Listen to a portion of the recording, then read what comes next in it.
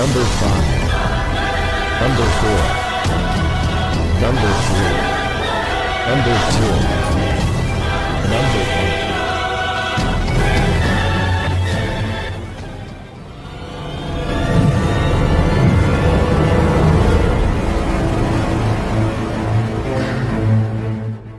Pakar dan spesialis ilmu vibrasi antara diri Tuhan dan alam semesta, ilmu metafisika modern, ilmu kebatinan, ilmu pusaka dan benda bertuah. Update video terbaru dengan mengklik gratis, subscribe dan lonceng notifikasi gratis, dan selamat menikmati.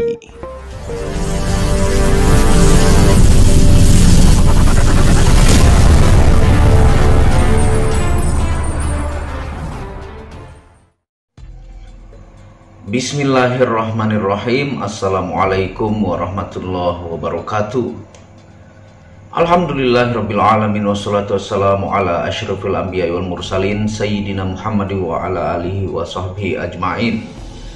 Rabbi shrah li sadri wa yassir li amri wahlul 'uqdatam min lisani yafqahu qawli. Alhamdulillah, pada kesempatan yang berbahagia ini kita akan membahas tentang banyak pertanyaan yang akan saya berikan kesimpulan ya, tentang yang mengeluh akan rezeki ya.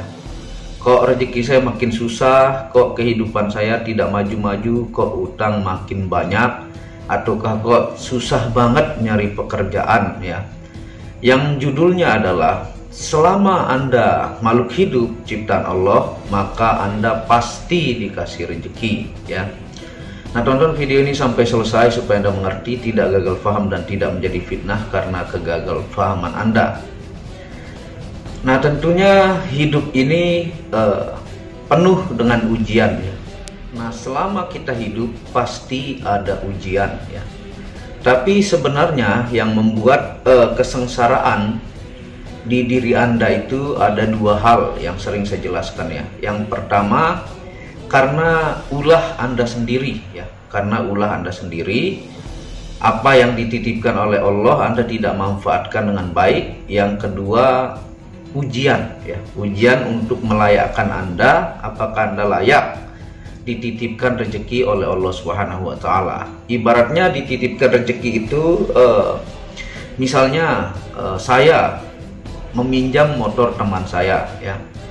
Saya pinjam motor teman saya itu untuk kebutuhan saya pinjam seminggu ya. Nah, teman memberikan pinjam motor itu dalam kondisi bagus, mengkilat, habis dicuci, bensinnya penuh ya.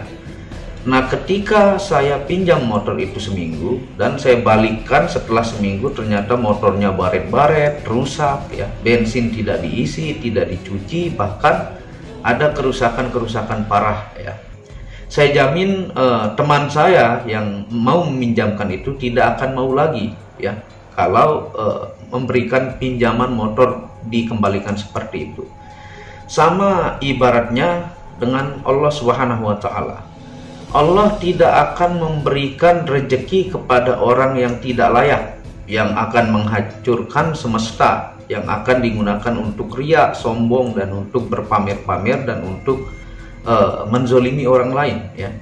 Dan sebaliknya, kalau saya meminjam motor teman saya itu, saya rawat ya, saya ganti olinya, kalau udah rasa mesinnya kurang bagus saya cuci ya, saya kilapkan, bensinnya saya penuhi, bahkan saya kasih rezeki kepada dia yang meminjamkan saya. Otomatis suatu saat saya akan diberikan lagi oleh teman saya tersebut. Nah, jika Anda layak diberikan oleh Allah Subhanahu wa Ta'ala, Anda mampu mengatur rezeki atau uang yang dititipkan, Anda mampu mengelolanya, menjaganya, membantu umat yang sangat membutuhkan kepada yang layak, ibaratnya sedekah ataukah pajak rezeki dari Allah Subhanahu wa Ta'ala, maka Allah akan terus memberikan itu ya. Dan orang banyak mengatakan bersyukur. Tapi itu teori yang melegenda ya. Semua ustadz sudah menceramahkan itu. Teman-teman Anda pun bilang syukur supaya hati Anda tenang dan melihat ke bawah. Nah, syukur itu kebanyakan yang kita lihat adalah teori semata ya. Syukur sebenarnya adalah tidak perlu diucap ya, tapi Anda harus mensyukuri ataukah merawat barang apa yang Anda punya ya. Misalnya Anda punya motor Beat keluaran lama ataukah motor Supra zaman dulu. Nah, karena Anda tidak mampu ya untuk membeli yang lebih baru, misalnya Anda mau beli NMAX, jadi Anda rawat sebaik mungkin, Anda cuci, tetap Anda servis, dan Anda merawat sebaik mungkin, insya Allah itu Allah akan menambahkan rezeki. Itu namanya syukur. Dengan barang yang lama saja Anda menikmati dan menyayangi barang tersebut, maka Allah itu lebih tahu diri Anda dibanding diri Anda sendiri. Ketika rasa syukur itu sudah benar-benar ada di dalam diri Anda, maka Allah akan memberikan jalan di titik tertentu untuk diberikan motor yang lebih bagus dengan menggerakkan alam semesta ini, baik melalui orang lain, baik melalui lowongan pekerjaan yang Anda mencoba melamar dan Anda keterima dan sebagainya. Nah, coba Anda bayangkan, banyak makhluk hidup di muka bumi ini ya, ada dari mikroba, cacing, burung, katak, ular, ya, nyamuk, dan segala hewan yang ada di alam semesta ini. Mereka terus hidup ya. Mereka itu tetap diberikan rezeki oleh Allah Subhanahu wa Ta'ala dengan rahmatnya ya. Sehingga rantai makanan yang ada di hutan ataukah di hewan-hewan ini adalah sebenarnya penyeimbang bumi ya.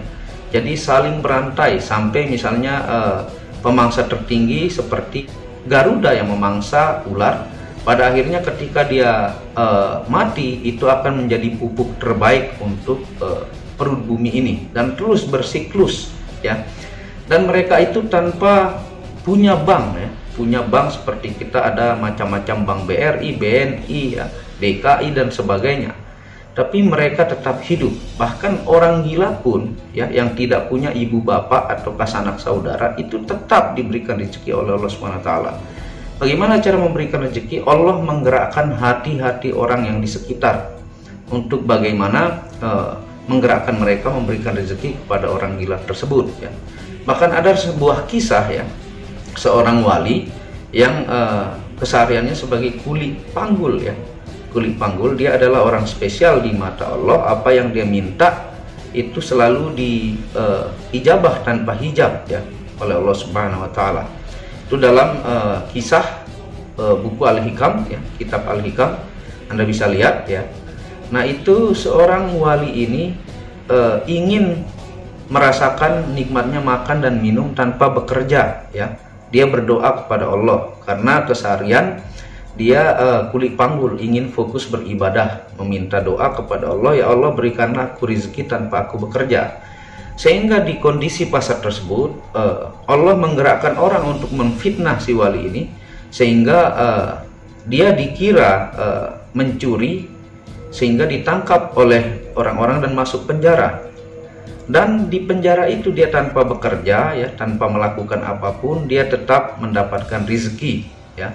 Nah, seperti itu hakikatnya wali pun meminta rezeki seperti itu. Bahkan ada seseorang pemuda dalam kisah ya, dia akan percaya kepada Allah kalau dia berada di tempat hutan ya yang susah ditemukan orang, untuk tidak makan berhari-hari, apakah ada rezeki tiba-tiba datang, maka di sana dia akan melakukan persaksian ataukah bersyahadat kepada Allah Subhanahu wa Ta'ala, ingin membuktikan kuasa Allah ya.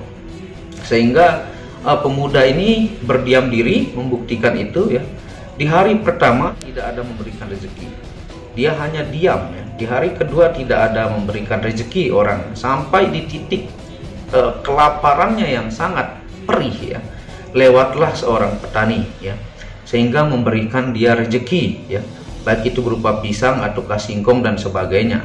Sehingga dari itu persaksian pemuda ini langsung menyembah Allah Subhanahu wa Ta'ala dan bertauhid ya. Karena begitulah cara Allah menggerakkan semesta ini ya. Jadi diarahkan seorang petani ini untuk lewat areal orang yang ingin membuktikan kekuasaan Allah. Bukan secara tiba-tiba duit jatuh dari langit ataukah tiba-tiba buah jatuh dari langit ya. Itu mungkin untuk mukjizat para nabi dan rasul ya. Jadi Anda bayangkan, meskipun di dunia ini sistem ini yang membuat kita terjebak ya. Sistem-sistem apa itu? Sistem kita punya rumah kita bayar pajak, kendaraan kita bayar pajak ya. Ini untuk kemaslahatan umat ya, untuk dibikin jalan, untuk fasilitas umum dan sebagainya yang harus tetap kita bayar. Dan sekolah ya, sekolah itu menuntut kita kalau kita punya anak untuk terus mengais rezeki ya. Tapi Anda bayangkan ya, sesusah-susah Anda, setitik-titik perih Anda pasti ada jawaban yang Allah berikan, baik itu rezeki-rezeki Anda datang. Seperti saya pribadi ya, saya punya pengalaman itu dalam perih-perihnya itu, yang paling perih saya rasakan, saya pernah tidak makan selama 3 hari karena kelaparan ya, dan tidak ada orang yang membantu di kondisi sepi. Di sebuah kampus dulu ya, saya ikut dengan adik saya ketika dia pulang libur UAS, hanya saya sendiri di dalam penginapan kampus tersebut selama berhari-hari. Dan ada orang di blok sebelah, itu orang Padang ya, yang tidak pulang kampung ketika libur UAS, sehingga saya menelpon sana sini, keluarga tidak ada yang mampu membantu ya. Saya mencoba, bahkan sampai hari ketiga itu saya mau mencuri pisang yang tertanam di kampus itu, dan kelihatan security, saking lapar selama 3 hari ya, tidak tahu harus bagaimana. Saya minum air keran sampai mencret dan sebagainya. Tapi ketika titik perih itu ya, Allah menggerakkan hati seseorang, menelpon saya dan memberikan rezeki ya. Ketika saya di Jakarta, dan saya diberikan rezeki dan diarahkan kepada teman yang bisa mengantarkan pulang ke Lombok ya. Dan saya juga pernah ngamen selama berbulan-bulan ya, karena saking laparnya ya. Tapi Allah selalu memberikan rezeki. Ketika saya ingat hal yang paling perih yang saya alami, di titik tertentu Allah memberikan rezeki, tidak pernah tidak. Itu yang saya alami ya. Jadi ini bukan cerita semata, tapi saya juga merasakan ya. Coba Anda pikirkan, sesusah-susah Anda, maka Allah tetap berikan rezeki. Kalaupun itu kesusahan yang sangat berat ya, yang Anda alami bertumpuk-tumpuk, sudah jatuh tertimpa tangga, coba Anda telisik diri Anda, apa yang Anda sudah lakukan. Anda ingat-ingat ya, apa yang Anda sudah lakukan, maka itu adalah balasan ya, karma dari apa yang Anda lakukan. Tapi Allah akan menguji Anda sebagaimana titik batas kemampuan Anda. Itu sangat benar.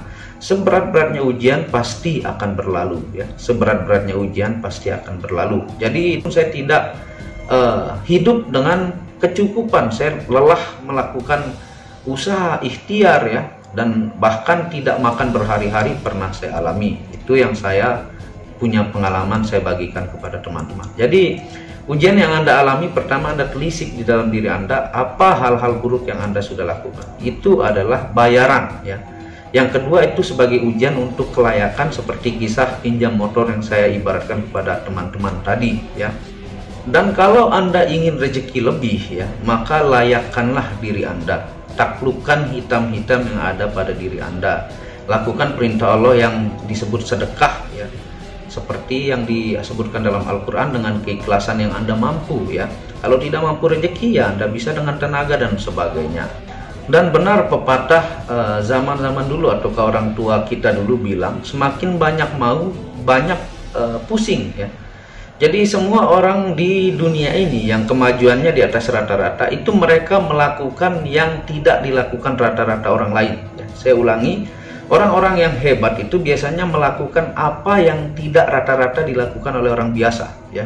Dia bekerja keras, super keras, bahkan seperti kisah Thomas Alva Edison yang menciptakan listrik, lampu ya, itu sampai 1000 kali ya, baru bisa jadi. Jadi itu kemampuan orang yang punya ambisi tingkat tinggi ya.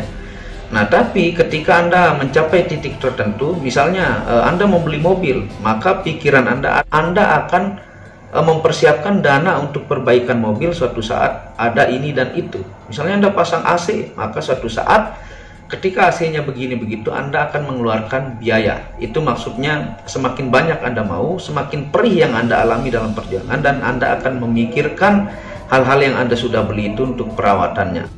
Dan Allah memberikan itu kebahagiaan itu di masing-masing keadaan seseorang. Ada yang orang capek nyabit rumput, capek ngerjakan sawah, makan singkong 2 batang plus kopi sudah ngorok di bawah pohon ya. Ada orang yang punya uang miliaran ya, tapi takut bisnisnya bangkrut, diselundupkan oleh anak buahnya sehingga setiap malam tidak bisa tidur. Nah, begitulah nikmat Allah memberikan kepada masing-masing hambanya ya. Dan banyak kesyukuran nikmat yang diberikan masing-masing dengan cara tertentu oleh Allah Subhanahu wa taala. Jadi kaya itu dalam hadis yang sering saya jelaskan ya, bahwa selama manusia itu hidup, seandainya diberikan dari 2 gunung emas diberikan 1 gunung emas, maka manusia ini akan meminta yang satunya lagi sampai mulut tertutup tanah baru dia berhenti mau keduniawian ini ya, saking sifat rakus manusia. Dan bukan itulah kaya maksud Rasulullah, tapi yang kaya itu terletak pada hati orang-orang yang bersyukur. Buktinya orang kaya tetap saja mengumpulkan harta, meskipun dia nomor 1 terkaya di dunia, tetap saja ya, itu namanya masih miskin ya. Nah, ketika Anda bersyukur, disitulah kekayaan sesungguhnya. Nah, semoga video ini berkah bermanfaat untuk teman-teman penonton video Muhammad Hamdan Al-Ghazali. Semoga menjawab pertanyaan-pertanyaan Anda. Dan untuk saya buat lagu-lagu sufi ya, itu karya saya sendiri, saya memainkan gitar ya. Karena di Indonesia ini kalau kita buat karya itu dengan lagu-lagu ya, ataukah puisi-puisi, itu jarang dikritik karena penafsiran menurut penonton ataukah pembuat karya cipta itu berbeda-beda, sehingga orang-orang yang mengerti apa lagu buatan saya mudah-mudahan menginspirasi ya. Itu hanyalah teknik untuk berceramah melalui lagu ya, seperti itu. Nah, dukung terus channel ini untuk mengembangkan dengan mengklik lampu merah subscribe gratis dan lonceng notifikasi gratis, tidak ada ruginya.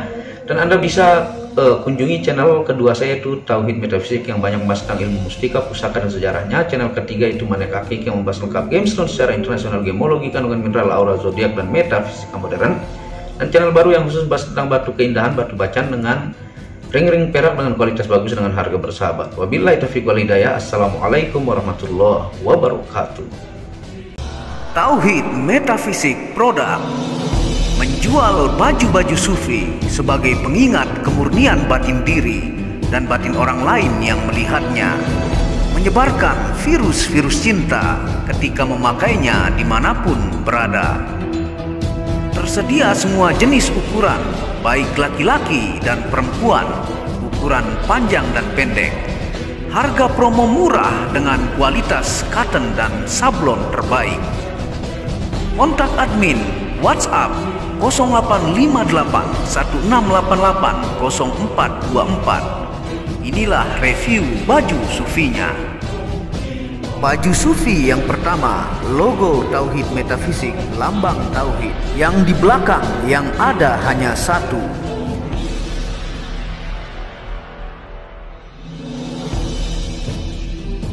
Baju sufi yang kedua, aku lebih memilih menjadi orang murni. Logo di belakang baju adalah Tauhid Metafisik. Baju sufi yang ketiga, ketika hawa nafsu takluk maka damailah dunia. Tulisan di belakang adalah logo Tauhid Metafisik.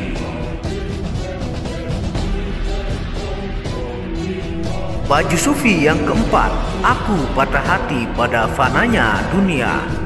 Tulisan di belakang baju adalah logo Tauhid Metafisik.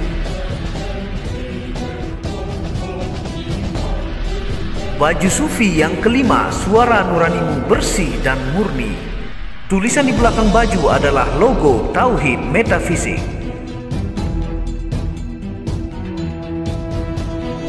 Baju sufi yang keenam, ego diri adalah dinding pembatas antara diri dengan Tuhan. Tulisan di belakang baju adalah logo Tauhid Metafisik.